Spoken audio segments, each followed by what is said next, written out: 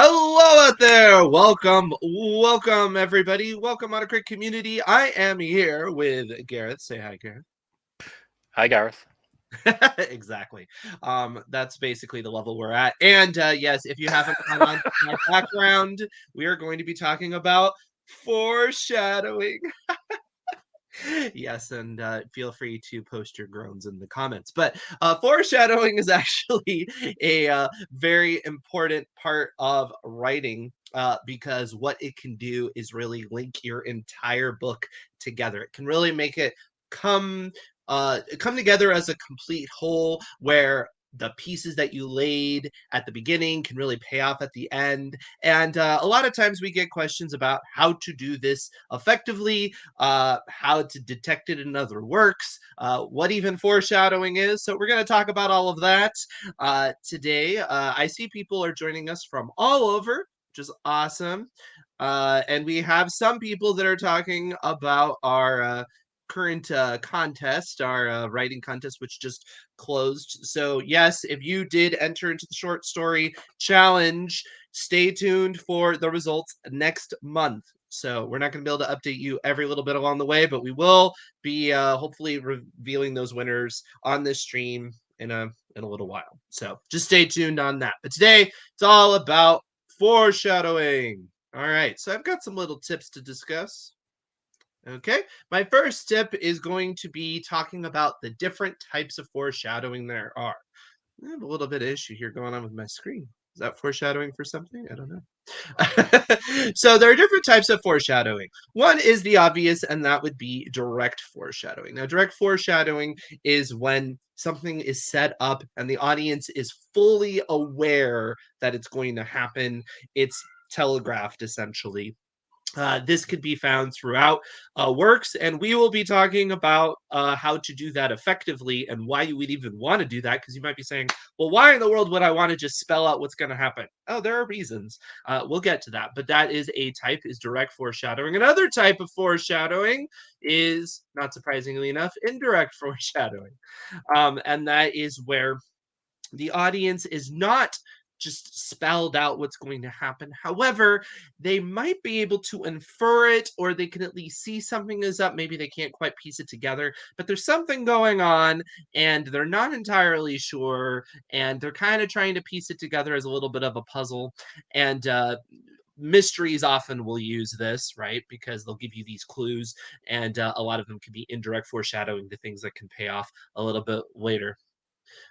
And then another type, you might think those are the only two types, but there are more because I would say there's also what I would call buried foreshadowing. And that is foreshadowing that the audience really is not supposed to notice, except in retrospect.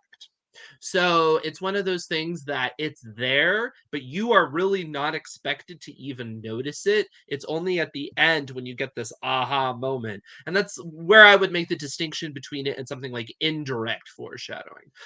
Indirect foreshadowing is there, and maybe you could try to piece it together. Buried foreshadowing, literally, like it's almost more like an Easter egg. It doesn't, you could not notice it, and it doesn't necessarily even matter. It's maybe they're more subconsciously to make the book connect together. And then finally, there's another type of foreshadowing, and that is nope, not buried foreshadowing, and that is a red herring. A red herring is foreshadowing that is a misdirection. So, and red herrings can take the role of either kind of direct or indirect, where in a way they're always kind of a misdirect, you could say, a misdirect foreshadowing, because what they're doing is they're trying to get you heavily invested in something while taking your eye off of maybe something else that the writer's trying to do, a little bit like a magic trick. Buried is your favorite to find in stories. Yeah, there could be fun. There's all kind of buried stuff. I enjoy it as well. When you're like, oh, they really, really hit that, deep, deep. And there's no way I would have ever known in a million years. Yeah. But red herrings can be very helpful. There is a little bit of a danger to a red herring, and that is because, well, you've gotten your audience interested in something, and the payoff is often not what they expected, and sometimes the payoff would be considered disappointing, considering you kind of built it up. It's only because you're giving them a payoff in another way they don't expect that you can get away with it, right? But it can backfire because your red herring can be so interesting that the audience gets really excited about it, and then that's not even the point of the story, and it can run away with it. But we'll get to that a little bit later. So let's kind of put some meat on these bones, and let's talk about how you actually implement these different styles of exposition. So one way you can do it is by including it in your prose, in the narration. So this is a way that is commonly done when it comes to direct um, foreshadowing.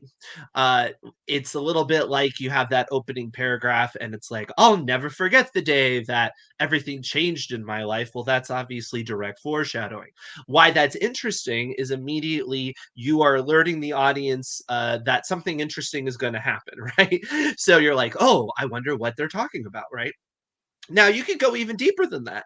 Uh, you can do, I'll never forget the day that my mother died or something, and then you're going to lead up to that scene that happened, and we know exactly what's going to happen, but because we have that foreknowledge of it, it makes all the scenes leading up to it more interesting. So I would say commonly why you would want to use direct foreshadowing is those in between moments from when you're having to clue the audience to that payoff. If those in between moments are maybe a little bit slower, or you're concerned if the tension is there, it's a way to kind of cheat the tension by showing the audience something in advance. Have you ever done this, Gareth? Have you ever kind of, clued the audience into some major development happening later because you're concerned about the interim? No, I generally tend to shy away from that kind of overt because yeah, I'm the kind of person that just generally doesn't like those sort of openings. I'll never forget the day or It's um, kind of obvious. when I woke up that morning, I would never have thought this would be the worst day of my life. That kind of Mhm, stuff. It's like, well, why now am I going when I know that's coming? Am I stuck in this whole lead up to something that I already know is going to be a horrible day? mhm, Unless something really interesting happens later on that pulls the rug out from under you. It's almost like that first statement was, or that first promise was a lie in some mm, way. But I'm not the kind of person who will make it far enough after reading an opening like that to discover the the wonderful yeah. lie that you created. Yo, I will say that it's a bit like starting with a lot of rhetorical questions where it's like, have you ever felt like this? It does feel a little bit like marketing copy sometimes. It's like, it feels, especially I think as writers, we're even more sensitive to this because we realize it's a little bit of a trick. Um, but it is done a lot, so I can't discount it as a technique. But what I will say is what tends to work if you're going to do it, what tends to work well is subverting a little bit of the expectation.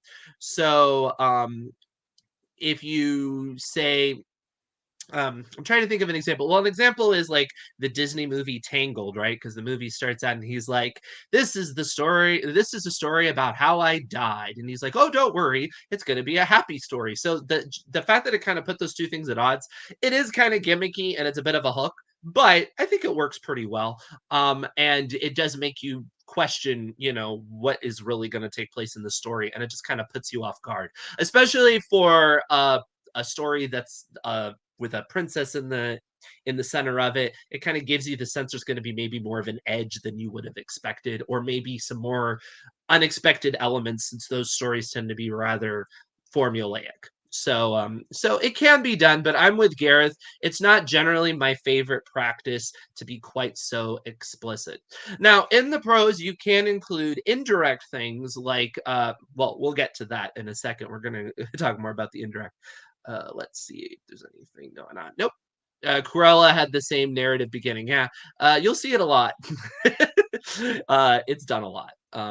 And Okay, let's move on. Less obvious. Thematic reflections. Okay, so this is something you will see often where a character will do something very similar to what they will do later, but it has a different context later. Right. So this is a way to foreshadow something that is going to take place later and then pay it off because we've seen it before, but now it takes on a new context. For example, I just spoke about this to the AutoCrit community. If you're a member of the community, you can go back and watch the video. I was talking about Knives Out. At the beginning of that movie, they have to establish that Marta can't tell a lie. So she tells a lie and she throws up into the planter. The big payoff of that, well, they use it quite a bit as a device, but the big payoff of it is at the end when she has to tell a lie and she throws up over the villain, and it's magnified, and it's this comedic payoff to what they set up all the way at the beginning of the story, right? This is a common, and it doesn't even have to be as direct as this. That's an example. Another example, in Finding Nemo, he has to swim down with all the tank gang, and he learns that swimming together down a net breaks the net, and he has to do that later. This is a common way of alerting the audience to information that the character either needs to know or needs to learn. But what makes it pay off is if the context changes, right? Otherwise, you're just repeating the beat. What you need to do is you need to reframe something so now it has greater weight. You can even do it a little less directly, like, for example, somebody is practicing their moves by juggling, and then it turns out in the end they have to do something with manual dexterity, and you've paid that off as well. So you love Daniel using his hands to talk about Disney. So Gareth, have you ever done a scene like this where where you have like basically the same kind of elements and then you position it or recontextualize it? Yes, I like this kind of thing. I'm usually using it, whatever it is you're going to recontextualize, as part of your character introduction. Like having them actually doing that thing at the moment you meet them, um, kind of cements it in your mind, so it's not lost by the time. Because I'll often have it reframed or paying off at the end in the climax, and it's easier to tie it together when it's in the introduction because you've kind of connected that activity to that character. It speaks to something like, as well, the Mickey Rourke movie, The Wrestler. Mhm. Something like that is a really great example where, this kind of being a wrestler and diving off turnbuckles and things like that is his bread and butter. That's his job. But of course, throughout the story, he's kind of washed up, not really doing that anymore. But by the time we get to the end, as the last time we see him, the final act he takes is diving from the turnbuckle. But it has a completely different and way more tragic kind of context to it by the time we see it happening at the end. Very, very different. I think that's I love seeing that kind of thing. Yeah, absolutely. And to your point in terms of characters, right? This is a great way to keep a certain amount of consistency with your character, especially if this is something that's foreshadowing their great escape from during the climax, the way that they get through the scenario. If it's something that we always knew was kind of a part of them, it feels like they're kind of their truest self at that heroic moment, and it just all comes together really well. It's especially fun when you can pay it off, excuse me, in an unexpected way. So something you always knew this character was kind of good at, or was a part of them. Well, they utilize it in a way maybe you don't expect. That can be really fun to play with that. All right, here's another thing to keep in mind. What you are not saying can often be foreshadowing. Let me give an example. This happens a lot in prose, right? At Thanksgiving, the family sat around the table, filling in all of the 7 chairs except for one. Well, that kind of tells you that there's something going on, right, about that one chair. And what you are not saying, if you throw something out there and you don't explain it, and it seems like it doesn't fit, then the audience often pays attention to it. It's like, one of these things is not like the other, right? And so this is actually a great way to do a red herring. If you want to distract the audience, is you have a pattern and you disrupt the pattern just so that the audience pays attention to the disruption of the pattern, when actually that's not really at all important. It's a great way to introduce that. Another thing is you can sometimes throw in an explanation, but it is not actually the legitimate explanation. Like, this person, she always wondered why, of all her family members, she was the only one who seemed to enjoy spinach. Her mom usually laughed it off and said she must have given it to her as a baby or something. Well, that seems like, yeah, maybe there is something more going on, or maybe not. I'm not quite sure, but there, you're not, still not really saying exactly a good answer, and so the audience is, they kind of keep a pin in that, and they're like, I wonder how that's going to play into something, right? So it's not exactly direct, but it's not exactly indirect either. It's kind of like right in between. It's fairly telegraphed, but the fun of it is that what I would say is it's kind of that mystery. It's making the gears turn because the audience is trying to figure out, okay, why did that pattern get disrupted? Uh, have you ever done this, Gare? I like this. It's one of those. It's just an alternative way to approach some description for me. Really, is drawing attention by omission. Something Mhm, that's not there or that you're not mentioning, is really good. It's just you could say that there's a row of this kind of thing, like a row of little ornaments, and one's kind of missing in the middle. We draw attention to that by saying that's not there, and mhm. yeah, it's a different way of pointing things out without pointing them out.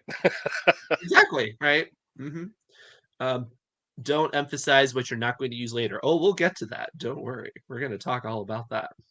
Uh, another thing is, I believe it's my next slide, actually. Oh, no, no. I'm going to go back to what we are not saying. Another way that this can come up is with specificity, right? You can give a lot of strange specificity about something and not really explain why, and that makes the audience wonder, well, why are you going out of your way to bring this up? Now, this is a little bit dangerous because the audience could just think you're not writing well and you're just bringing up stuff that doesn't matter. But on the other hand, if you have the trust of the audience, they're going to realize, okay, they're bringing it up for some reason. It's not really important right now, but I'm going to put a pin on that because it's going to come up later. Like Shirley drove her car on the way to work, passing by the Ladies Against Plastic Flamingo Lawn Ornament Society, or Waplo. And you could be like, oh, that's a funny little, world building moment. But you're like, on the other hand, they did spend a lot of time on that. Like, is that going to come up later? And it's one of those you could do a double take as a reader and wonder. And when the author does pay it off, and they come up with a great way that it comes back, it's really fun because you feel rewarded because you were paying close attention. On the other hand, like I said earlier, this is a great way to do a red herring because you can throw in something that's kind of distractingly weird, and the audience will look at it. And then in the meantime, you're burying something on the other side. But be careful. There's what's called the gorilla in a phone booth effect. I think that came from Brandon Sanderson, but he talked about. A couple is the scenario is this: a couple is having dinner at a sidewalk cafe, and he looked over to his side and there was a gorilla in the phone book, and then he keeps talking, and obviously the audience is just going to spend the rest of the scene wondering, what's the gorilla doing in the phone book, what's going on. So yes, you do have to be careful when you include that kind of pattern disruption, that you are not distracting, but certainly you can do such. Have you ever kind of done that where you just kind of get really specific for no particular reason? It's not quite the same as omission, it's kind of the opposite. Sometimes I try not to do it, and actively keep an eye out for it because, yeah, I'm kind of at this point a firm believer in pretty much everything matters.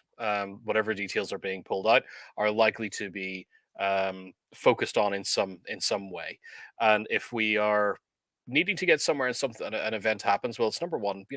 The example that's coming to my mind here is, let's say in the story your character is driving kind of across the desert to get to some city, and the car breaks down, and you have them let's say they burst a tire, and you have them changing the tire, and you're spending time describing all that, where they get the tire iron out of the boot, or the trunk if you're American, Mhm. and they take the tire off and change it, and then you're describing all the detail of them putting that tire iron back where it kind of lives in the trunk of the car, and then none of that really matters later on. You've just shown me a scene of somebody changing a tire, and it's like, okay, that's not very interesting at all and completely irrelevant.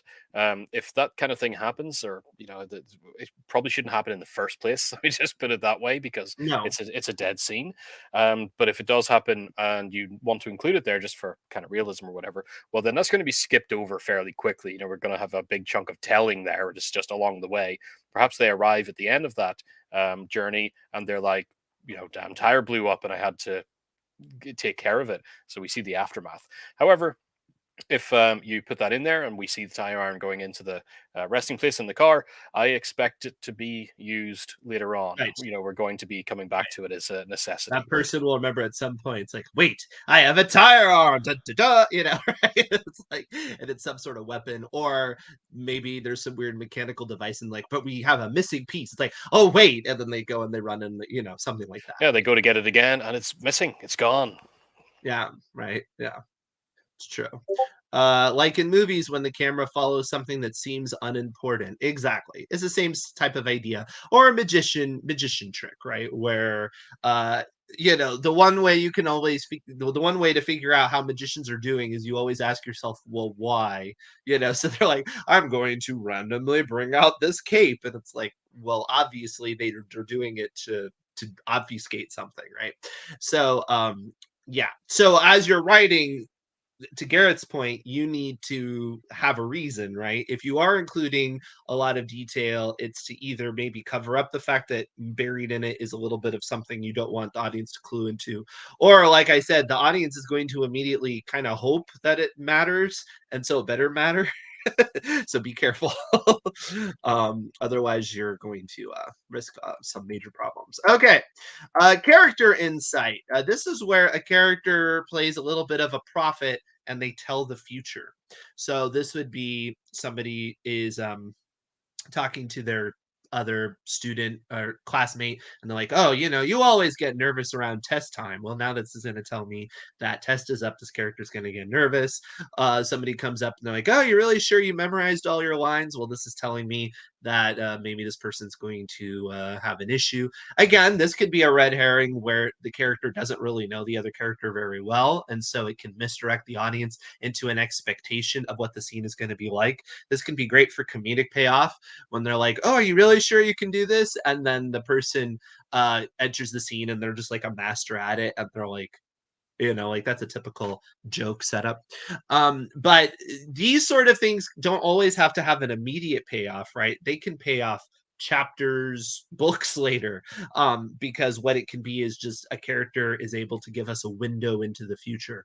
Again, kind of like we were saying earlier with the direct sort of telegraphing, the more on the nose this is, the more kind of trite this feels, and it can get to the point where it feels a little bit like it feels almost like marketing copy. It's like, well, pay attention to the scene, it's going to be really interesting, wink wink wink, and you don't really want to get on that level. Do you ever deal with this, Gareth? Yeah, I mean, this is one of these structural concerns for me when using this. I do like it. I think it's pretty. It can be smart when a passing comment has a lot more Hmm. weight to it than you necessarily expect. But of course, it's where is the payoff and where does it happen? Usually, structurally, for me, this is almost kind of like the recontextualizing thing. I like to have it early, where this kind of passing comment is made and it somehow factors into something that's happening towards the end, especially as we're leading into the climax. And it can really come in any kind of form. It's a character quickly remarking that something looks flammable, or Hmm. uh, as your characters are going to the It's kind of a location. dodgy place or something, Yeah, right? it's like they meet somebody at the store. The guy who runs the gas station says something about, you might want to buy torches. It can be treacherous up there, and then as they're all running around in the dark, somebody falls off a cliff because they're not looking. Things like that. I quite like that. Hmm. Yeah. That kind of segues into the next, which is somebody who doesn't only have insight, but they're actually stating the obvious, but their statement gets ignored. This happens where you have a conversation where a bunch of people are talking and somebody literally states like the exact thing you need to know. Sometimes it's the complete answer to the mystery, but it gets ignored, and so it just gets buried. And then eventually at the end of the story, the person's like, I told you, and you're like, oh yeah, they did say that, didn't they? But I wasn't paying attention either. This can be a lot of fun. The challenge, of course, is if somebody is in fact stating the obvious, well, that can make it a lot less unpredictable because you might actually believe them. On the other hand, it can be a really fun payoff because you can realize that you were ignoring them the whole time. Often the way this is done is by burying it because there's a lot of different viewpoints going at the same time. or because nobody else pays attention to it, we just form the psychological response that we think it doesn't matter either, because nobody else is really noticing. You know, an example of this is in the movie Encanto, where there's the character that can hear really well, and there's that whole song "We Don't Talk About Bruno," which everybody's heard a billion times. And in the middle of that song, she really just drops the line. She's like, "Yeah, I can hear Bruno all the time." And you just don't really think about it because it just kind of spits out, and all these people are talking about it. And then at the end of the movie, she's like, "Yeah, he was here. I heard him all the time."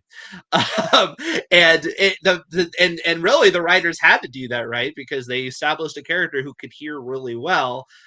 So how couldn't she hear him? But they actually do just flat out tell you that yeah, Bruno actually is still in the house and she can hear him. It's just you didn't really pay any close attention to it because nobody noticed it at the time. So this could be kind of fun, like I said, but it can be a little bit challenging. Have you ever done this? This is a little less often done. But I'm trying to think personally, no. Yeah. But hearing you explain it there as well, I was thinking, yeah, it is one of those ones that always feels really smart when you come across it if it's pulled off Yeah. well. Yeah. Just again, that very very straight statement that ties directly in to the truth of everything. Mhm. I'm going to use it more. This has been inspiring. Well, that's good. Another way that I see it done is the character has a reason to be wrong, right? So like in a romance novel, sometimes people are like, that person's just no good, and they're like, oh, you're just jealous or whatever, and then it turns out they're completely right. um or the opposite, oh, that person's perfect for you, and they're like, what do you mean, he's a jerk, and actually no, they're right. uh Somebody mentioned Harry Potter. Yeah, J.K. Rowling is a fantastic author to study for foreshadowing. Uh, a lot of stuff. And actually, Harry Potter is an example. Ron in the second book is all like, yeah, this Gilderoy Lockhart guy, he's just a big fake. And he turns out to be. But the reason why you think he's saying that is because all the girls are swooning over him and he's kind of jealous. And so it's like, of course he's going to say that. But it turns out that he's completely right. So yeah, this is a fun way of I think what makes this fun is that we really don't see it coming, and then it makes the landing a lot more believable because somebody caught on to it all the way at a different point of the story, right? So worth looking into. Pulls the whole work together. All right, here's another one. The ironic line. Gareth kind of hinted around this, but this is where somebody says something, and later when you look back at it, you're like, it's almost like a dad joke. Like somebody started out and they're like, "Oh, you're such a cheesy person," and then at the end of the book, they get dumped in cheese, or the person's like, "Wow, that person could be a real dog sometimes," and they get like transformed into a dog. This can, because like I said, it can feel a little bit like a dad joke where you're like, oh really? But it can work sometimes. I've seen it done. It's like sometimes that's a real groaner. Like an example is in Attack of the Clones when Obi-Wan tells Anakin, it's like, oh, you're gonna be the death of me, and you're like, "Mwah, mwah, mwah, mwah," but it can work out pretty well. I think it actually does tend to work the best if if it's kind of in conjunction to where we can probably catch on to the irony as well. But sometimes authors put these sort of in things in so that when you read it the second time, you're like, oh look, I see what they did there. Weren't they so clever? But I don't know. I'm not honestly the biggest fan of this one. Have you ever seen this, Gareth, or do you ever do this one? I tend to go a little further in terms of that irony with these ones and wrap it up thematically in some of the stories too. Hmm. Um, I'll use it, for example, one of mine. I won't get into too much detail, but it's a failed trust fund manager who's kind of referred to as a bloodsucker Oh, and ends up coming into contact with a giant something. tick, basically. That was like something that actually sucks blood. Yeah. That's great. Yeah, no, no, that makes sense, right? Yeah, if somebody thematically, I think it would work a lot better than kind of this punny sort of response like I was coming up with. If it's something like a character is, talking about the way that the character behaves and they kind of get a comeuppance, that's where I think it does tend to work better. I See Dead People is actually a great example of the last one I just talked about. The the obvious statement ignored. Because ultimately he is telling you the twist of that story. You just don't think of it that way. Or I guess you could say it's recontextualized, so it's a bit like the ironic line. It's kind of like in between. But yeah, I that's think one thing that's really great about that, with the for sure. obvious that obvious statement ignored, it makes me think of because there's a again the obvious statement ignored can be a thematic link too Hmm. in a lot of things, and Right. it makes me think of one of my favorite lines in pretty much anything that kind of does that is Jacob's ladder. With Mm. I've mentioned this before, I think, on streams, but just the scene where the main character is getting a massage from his chiropractor, and the chiropractor's just kind of talking to him, trying to kind of talk him down from his, heightened, almost panicked state with everything that's going on around him, and gives him that speech and basically says, if you're scared of dying and you're holding on, you'll see devils tearing your life away. But if you've made your peace, the devils are really angels freeing you from the earth. And that's just kind of buried in there. You just hear that and it sounds poetic, and you're like, okay, go on. And Yeah. ties directly into the end. It's the whole movie is literally about that statement. Yep. Absolutely. I love it. Labyrinth, don't go that way. Go straight to the castle. It's so true. Okay, all right. Let's move on to environmental foreshadowing.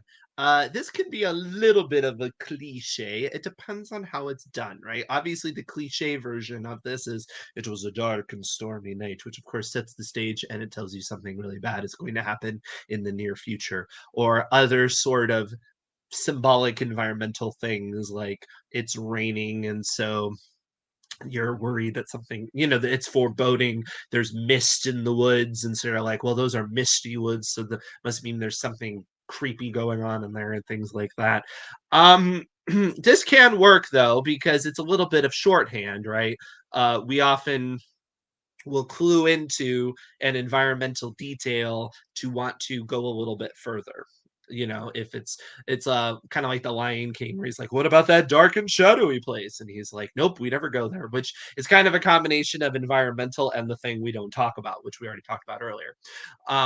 But yeah, it's not like just some random place, right? It's a dark and shadowy place, which clues you in to not only is it mysterious, but it's probably sinister in some respect. It's one of those things that it goes from cliche to trope.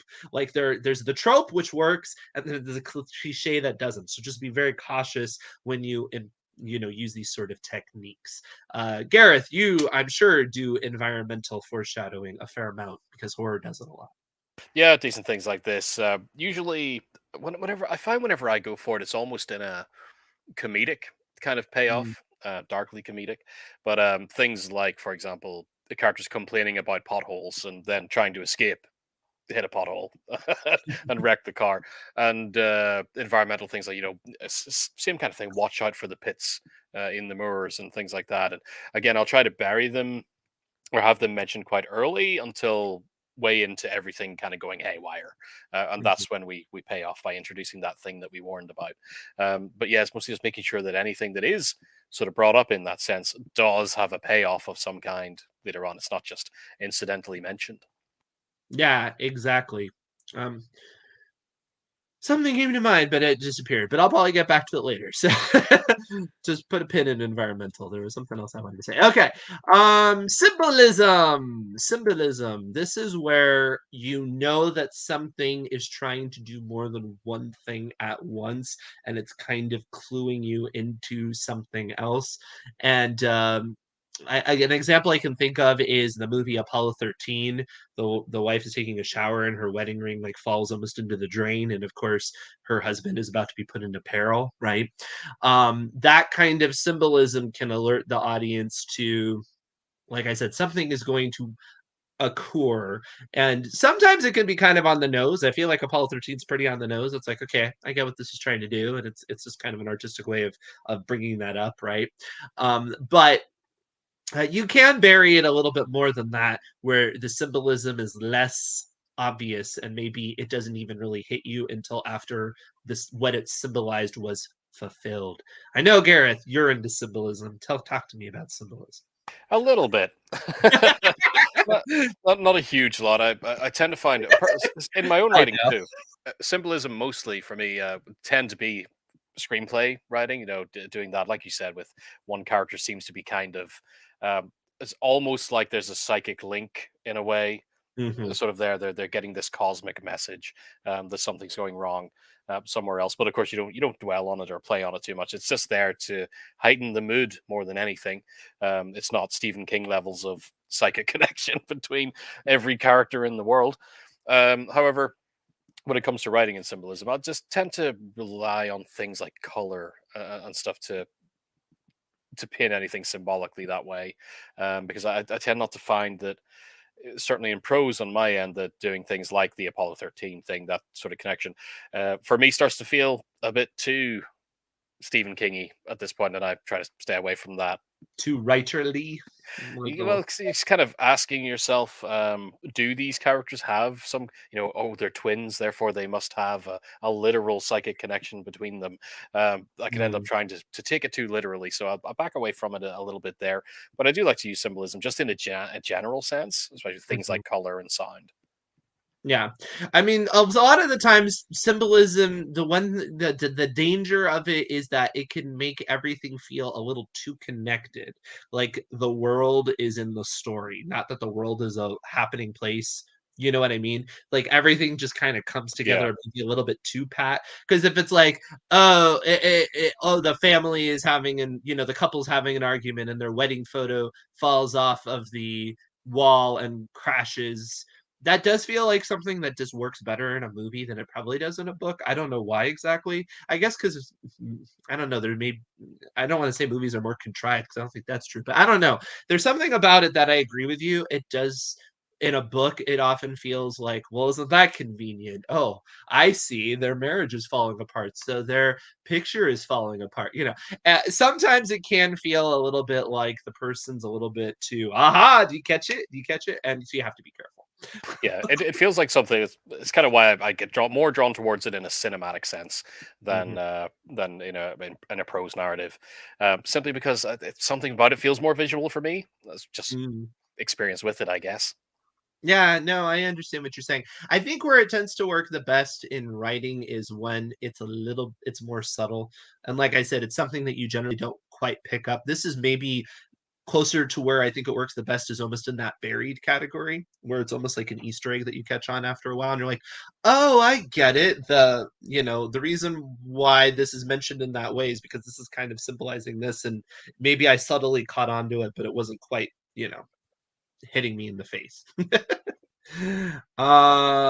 Somebody mentioned the picture fading in Back to the Future. That is an example of this Chekhov's gun. Chekhov's gun is merely a object that is highly prominent or noticeable, and so therefore the audience wonders how it might matter later on. This is a great thing to do because, for example, let's say you need the character to thwart the villain at the end of the story and they have to have some sort of item that they can use as a weapon. Maybe it's an unexpected weapon, like it's a fire extinguisher on the wall. If you've established that fire extinguisher is already there, it feels a little less convenient that when the character needs it, there just so happens to be a fire extinguisher on the wall right by where they're standing, right? It can make it feel more like a real scenario versus, oh, the writer was kind of making it up as they went along and they got to the point in the story where they needed that object and woo, the object just appears, right? The problem with this is, as Gareth was talking about earlier, when you draw attention to an object, well, the audience is going to start to wonder why it is you're drawing attention to the object. So if it ultimately doesn't play any major role in the story, it's a red herring, which can really backfire because in the meantime you maybe bored the audience describing the object all the whereabouts, and if it's not a really good distraction for something else that's a great payoff, it's just going to feel like you wasted their time and it's going to be very disappointing. Chekhov's gun, I'm sure you deal with this, Gareth, because who doesn't? Yeah, the heart of foreshadowing, Right. like it really is. Just that principle. Going back to what I said before, everything matters, and when you're drawing attention to it, you're making a promise to me that it's going to be worth something later on. And I think Chekhov's gun is that's kind of why I call it the heart of foreshadowing because it really is. Mhm. you spend the time bringing my attention to something, I am anticipating that it's going to come back, that it's going to be used for something. I always use the example on this one, and again, it's a bit grim. I'll get back to this, but in a horror story with, a bunch of friends go into a cabin in the woods, and they're looking around, they're looking at pictures on the walls. Perhaps the pictures are relevant, and also, but if we take a minute. And there's a deer head on the wall with big old antlers, and one of the characters rubs their hand across that and remarks about the size and sharpness of the antlers. Somebody's going on those antlers later on, or at least It'll be weaponized in almost some does. way. Yes, Yeah. it will. It will come back, and it'll be a major event. That's a promise made right there in that moment, and you got to do it. Otherwise, I'm like, wait, what? Why did that? Why did that never come back? No, it's true. And I will say the expectation does vary a little bit based on the genre, right? Because if I was reading a horror and like you said, somebody is going and talking a great big deal about the antlers, well, my expectation is probably, especially sharpness, I'm like, okay, something really grotesque is going to happen, right? Whereas if I was reading a comedy, I was like, okay, there's going to be a comedic moment. Or if I'm reading like a romance, I'm like, I wonder how that plays into the romantic drama. You're like, well, how could antlers? Well, maybe, the guy's like makes money off of antlers or something. Who knows? You know what I mean? But you would kind of you'll start to interpret it, and it will start to become a little bit of a mystery you'll figure out. This can be really fun. The reason why I bring it up is because you can invert that, right? Because, for example, Gareth's point about the horror with the antlers, well, what if that's actually not how they're used? They're used in a completely different way, and it's just a misdirect to where actually there's something else in the room that attacks them in some sort of violent way or is used as a violent way, and that is paid off in a different way, right? Yeah. That could be really fun to do that, to set up the obvious and then just actually invert that a little bit. Thank you, S. Gray. I appreciate that. Um, a good example of this was it was like almost playing to the trope was again Knives Out. It's just on my mind because I just did the thing about it. Is that they have all those scenes where behind them they have all those knives set up, right? And you're like, okay, there's like these knives prominently displayed over and over and over. So at the end of the movie, when the character takes the knife and tries to attack the person, and there's a payoff. Just in case you haven't seen the movie, I won't let you know what the payoff is. There's a payoff that maybe isn't exactly what you would expect, and it's really fun because you were just waiting for those knives to come into place somehow, and it almost feels like the writer forgot about it. That's a really great way to do Chekhov's gun as well. Is you take so long to pay it off that the audience almost wonders if you forgot about the thing, and then you bring it back, and that could be a lot of fun. All right, moving on. Oh, by the way, I didn't really explain where Chekhov's gun even came from. It came from a playwright named Chekhov, and his big axiom, I guess you would want to say, was if there is a gun on the mantelpiece in the first act, it needs to be shot in the third act. Because in theater, every prop matters because a stage doesn't just exist, right? They had to put everything on the stage. So theater goers immediately are going to start looking on the stage in the same way that when you describe a scene in a book, they're going to look on the stage and they're going to try to figure out, okay, what's that going to be used for? That's going to be used for, and things like that. And so if you set up something that looks kind of interesting on the stage, you got to pay it off. So it's the same thing in your writing. If you include an interesting detail, an object that we're kind of focusing on, the expectation is it's going to matter. All right, moving on. I'm going to talk now beyond the actual types of foreshadowing and more kind of how to do it. Okay. One thing you can do is you can make sure when you introduce a foreshadowing element, it does multiple things. Right? Otherwise, it will just feel like an information dump. And if it's just an information dump, then they're going to know it matters for something later in the story. So if you're trying to be at all coy about why you're introducing it, it's not going to work. Not to mention, it's also not going to be very compelling to read because just information for the sake of information is not very interesting to read. So what you can do is you can make sure that the exposition, the foreshadowing element when it's introduced does multiple things in terms of maybe it reveals insight of the character, like maybe the way they react to the thing. For example, the antler example, the character could either be an animal lover and just be really horrified by it. And so then the audience can be like, well, I don't know. Was that scene to set up the antlers, or was it to set up the fact that they're not they're an animal lover and they're anti-hunting, and that could be helpful. Not to mention, in the meantime, before you paid it off, you've also done more things with it, right, Gareth? I'm sure you do this, right? Yeah, I mean, I tend to track this. Anyone, if you've been in our story doctor sessions, probably seen me waving around my spreadsheets. This is just kind of a part of what I tend to look at anyway, is kind of tracking Yeah, each this is scene and really kind of a blanket seeing rule what's for going on anything. and try to get as much character in there as possible. Of course, sometimes you're not revealing anything specific or particular. It's just a nice little setup that's kind of parting, especially if you're trying to bury it. If you're going back to bed, you don't want to draw too much attention to it. But certainly any opportunity where I can find, okay, we need to show something about the character in this scene, we can balance it with a foreshadowed element. It's always a good idea. Yeah. Somebody asked, can you foreshadow something in book one of a series, but its relevance is revealed in book two? Oh yes, you can even book seven, book more than that. I know of at least seven, because J.K. Rowling set up stuff and it was paid off in book seven. And maybe you could say, well, how did she know all that in advance? I know she planned it out, but we're going to talk about that and how you can do the same thing, perhaps. All right, moving on. Humor berries. Humor berries things. Why? Because we think it's funny. And so then we don't understand it might actually mean something else. Humor is a great way to hide foreshadowing. Um, for example, imagine, let's go back to the antler example, and they enter, and the antler is decorated with a goofy looking hat and lipstick, and they're like, that's just, what kind of dumpy place is this, right?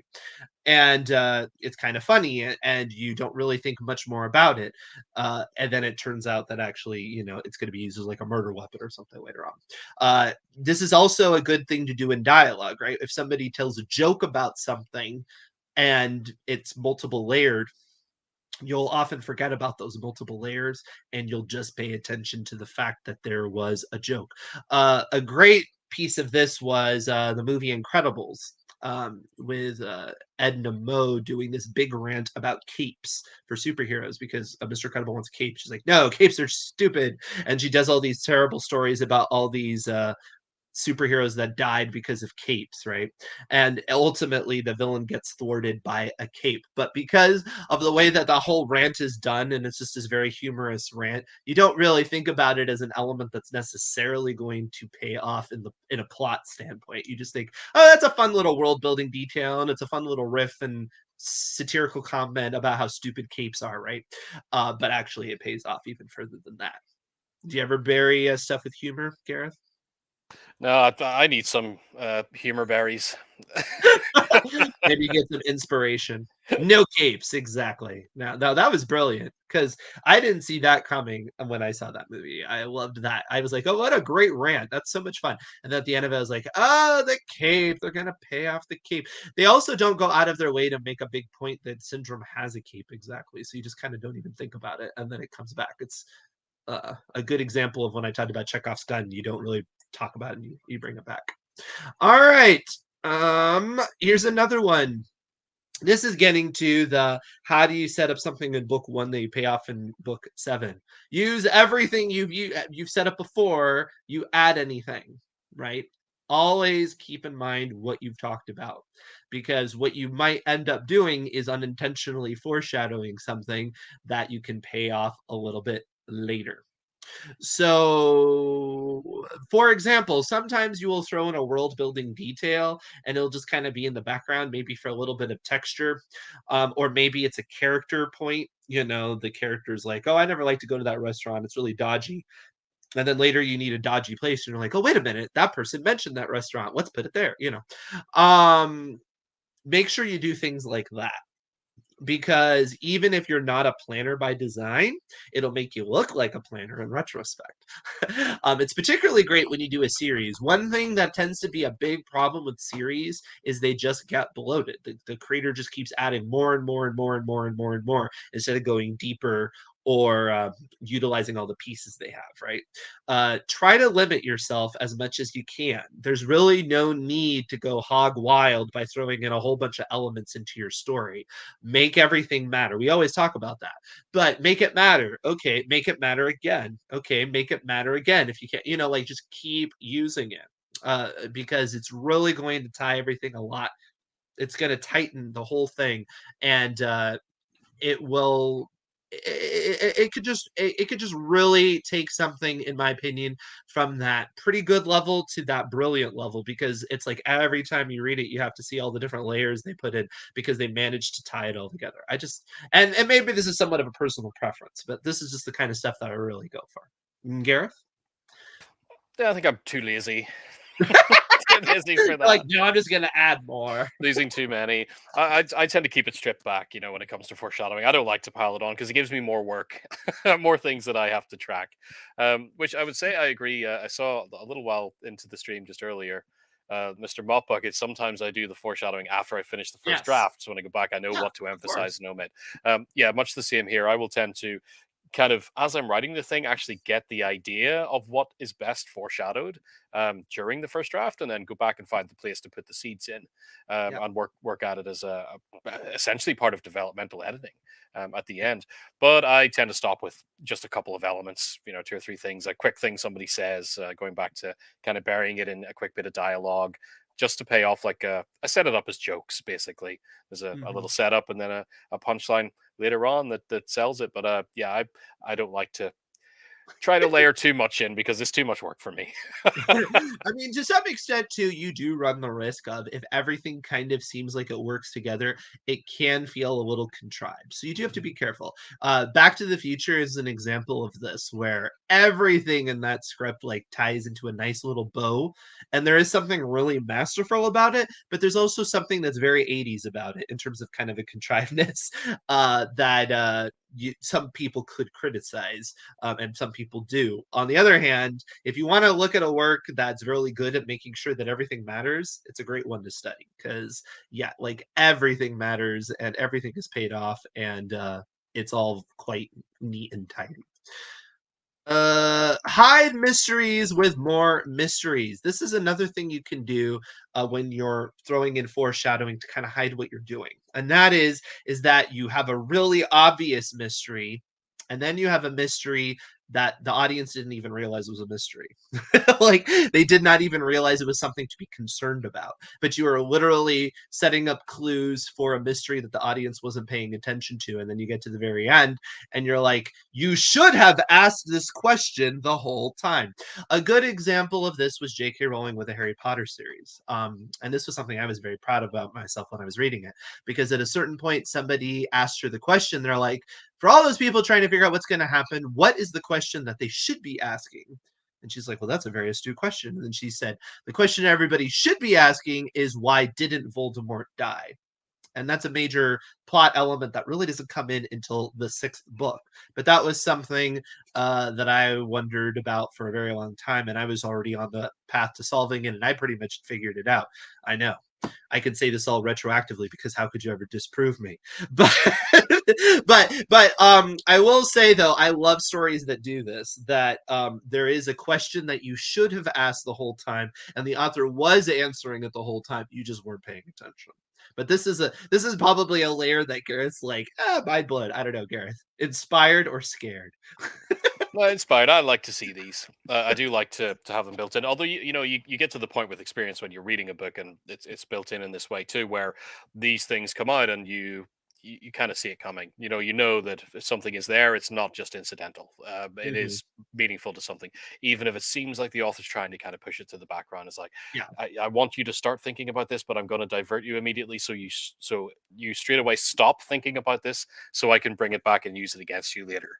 And I'll more often than not kind of see that coming, but it's still fun. It's always good to find. Yeah. One way you can do it is by having a big question that the audience might come up with, but nobody in the book asks it. And so then the audience might start to wonder if it's just a dumb question.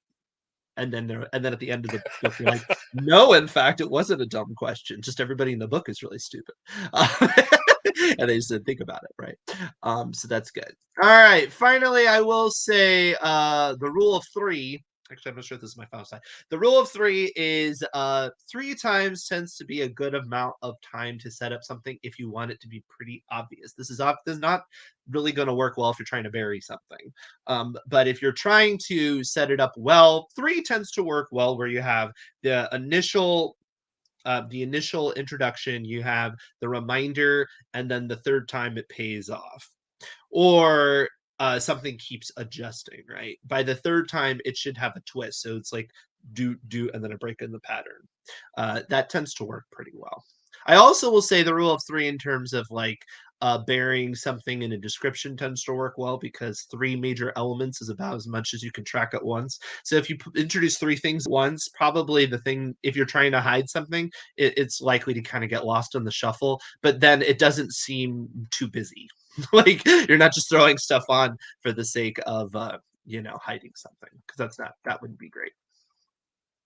Beta readers are your friends when it comes to exposition used as foreshadowing, especially if you want something to be a surprise.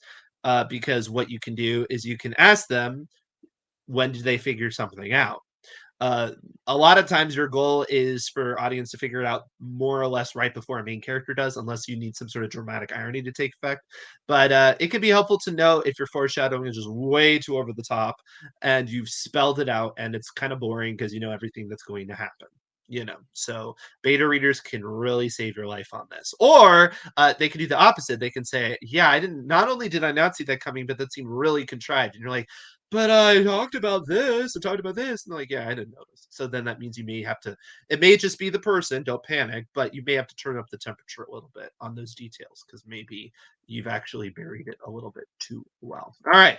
Those are my thoughts on foreshadowing. I hope you had fun. Did you have fun, Gary? I did indeed. And Awesome. some new Fantastic. ideas. Yeah, well, that's good. That's what we're always trying to be about, our new ideas. Next week, I believe we're going to be talking about plot twists, right?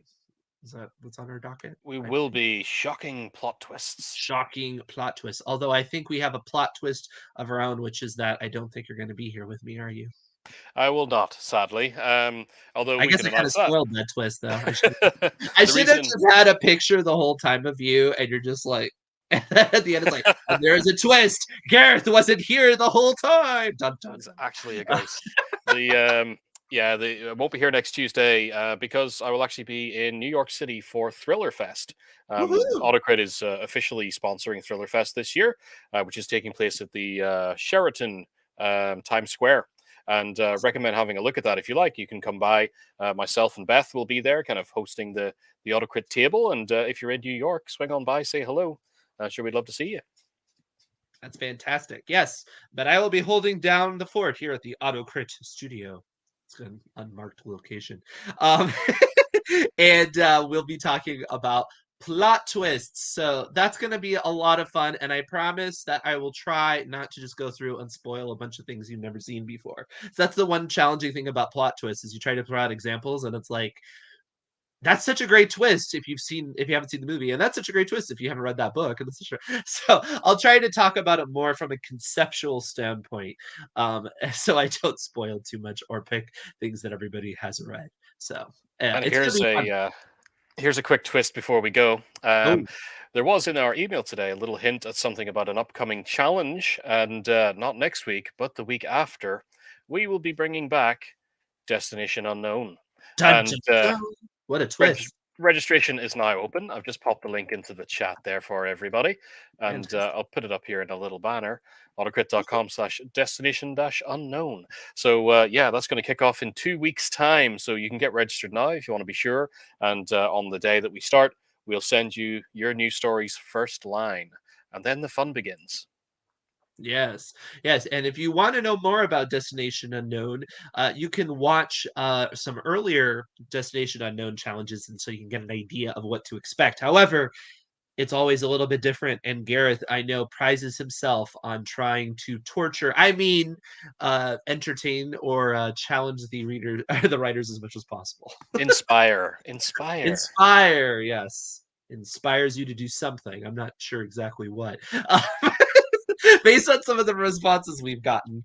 It's a lot of fun though, because the whole purpose of it is to shake the box a little bit, because we all get into our patterns, into our rhythms as writers. And so this is an excuse to force yourself to try something new, which could be really helpful. And we've had people use Destination Unknown and take their stories and develop them and do some great things with them. So be willing to go with it, have that kind of open-minded attitude, and you'll be great. Trust me. Indeed. All right. So that being said, we will see you next week. If you haven't, please like, subscribe, hit the bell, share this feed with others so we can include more in our AutoCrit community.